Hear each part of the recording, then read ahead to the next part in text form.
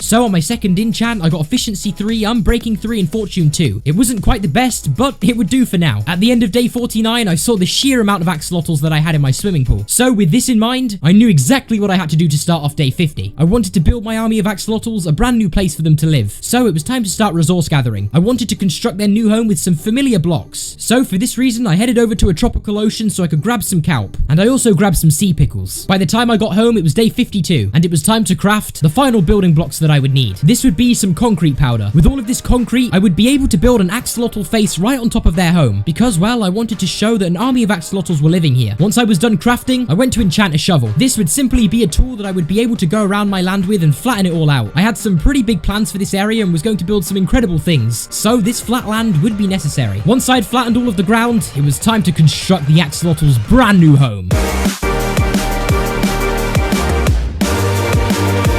I wanted to make this build quite tall, because that way the axolotls would have plenty of space to swim, and not only this, it made it look pretty nice if I do say so myself. After adding the final touches, it was finally done. By day 63, I had the axolotl's brand new home all constructed. I then began transporting all of the axolotls from the swimming pool to their brand new home. But whilst I was in the process of doing this, something interesting happened. I realized that whenever I was holding one of my axolotl tools, I was granted with Dolphin's Grace. So I went to a nearby river to test this out, and well, when I was holding the axolotl tools, I was able to swim at lightning speed. I couldn't quite believe what I was seeing. This was amazing. I could now go wherever I want and get there so much quicker. All I would have to do is hold one of my axolotl tools in my hand. After finding out this information, I finished moving over my axolotls. And wow, just look at how excited they all are. They really enjoyed being in their brand new home. And what made it even better is knowing that they're going to be even more excited when they find out I'm going to build a giant axolotl head on top of this build. I then spent the rest of day 63 breeding all of the axolotls together and then heading over to my crafting table to build the